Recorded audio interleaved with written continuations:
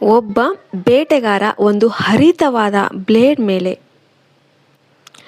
ಜೇನುತುಪ್ಪ ಮತ್ತು ಸ್ವಲ್ಪ ಮರುಕಾಗುವ ಔಷಧಿಯನ್ನು ಬೆರೆಸಿ ಸವರಿ ಇಟ್ಟಿರ್ತಾನೆ. ಮರುದಿನ ಆ ಕಡೆ ಬಂದ ಕರಡಿ ಆ ಜೇನುತುಪ್ಪವನ್ನು ನೆಕ್ಕೋದಕ್ಕೆ ಶುರು ಮಾಡುತ್ತೆ. ಅದರ ಅದ್ಭುತ ರುಚಿಗೆ ದಾಸನಾಗುವ ಆ ಕರಡಿ ಜೇನುತುಪ್ಪ ಎಲ್ಲ ಕೂಡ ಕುಡಿಬೇಕಂತ ಇನ್ನೂ ವೇಗವಾಗಿ ನೆಕ್ಕೋದಕ್ಕೆ ಆರಂಭ ಮಾಡುತ್ತೆ. ಆಗ ಆ ಕರಡಿಯ ನಾಲಿಗೆ ಹರಿತವಾದ ಬ್ಲೇಡ್ ಏನಿದೆ ಅದಕ್ಕೆ ತಗಲಿ ಕತ್ತರಿಸಿ ಹೋಗಿಬಿಡುತ್ತೆ. ಆದರೆ ಆ ಮಾದಕ ದ್ರವ್ಯದ ಅಮಲಿನಲ್ಲಿ ಅದಕ್ಕೆ ಆ ನೋವು ಏನು ಅಂತ ಅದಕ್ಕೆ ಅರಿವು ಆಗೋದೇ ಇಲ್ಲ. ನೆಕ್ಕಿದಷ್ಟು ಕೂಡ ಜೇನುತುಪ್ಪ ಸಿಗ್ತಾನೆ ಇರುತ್ತೆ ಅಂತ ಅಂದ್ಕೊಂಡ್ಬಿಟ್ಟು ಆ ಕರಡಿ ತನ್ನದೇ ಒಂದು ರಕ್ತವನ್ನು ಇಡೀ ರಾತ್ರಿ ಕುಡಿತಾ ಕೂತ್ಕೊಂಡ್ಬಿಡುತ್ತೆ. ಸ್ವಲ್ಪ ಸಮಯದ ನಂತರ ಆ ಕರಡಿ ಪಾಪ ಪ್ರಾಣವನ್ನೇ ಬಿಟ್ಬಿಡುತ್ತೆ.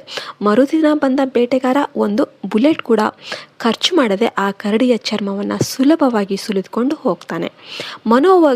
ಮನೋವಿಜ್ಞಾನದಲ್ಲಿ ಇದನ್ನೇ ಡೋಪಾಮೈನ್ ಟ್ರ್ಯಾಪ್ ಅಂತ ಕರೀತಾರೆ. ನಮ್ಮ ಜೀವನದಲ್ಲಿ ಕೂಡ ಅಷ್ಟೇ, ರೀಲ್ಸ್ ನೋಡೋದು, ಗೇಮ್ಸ್ ಆಡೋದು, ವೆಬ್ ಸೀರೀಸ್ ನೋಡೋದು, ಇಂಥ ಸಣ್ಣ ಸಣ್ಣ ಸುಖಗಳಿಗೆ ನಾವು ಅಡಿಕ್ಟ್ ಆಗಿಬಿಟ್ಟಿರ್ತೇವೆ. ಒಂದು ಹಂತದಲ್ಲಿ ಇವು ನಮಗೆ ಗೊತ್ತಿಲ್ಲದಂತೆ ನಮ್ಮ ಜೀವನ ಮತ್ತು ಬೆಳವಣಿಗೆಯನ್ನು ಹಾಳು ಮಾಡ್ತಾ ಇರುತ್ತೆ. ನಮಗೆ ಇದು ಗೊತ್ತೇ ಆಗೋದಿಲ್ಲ.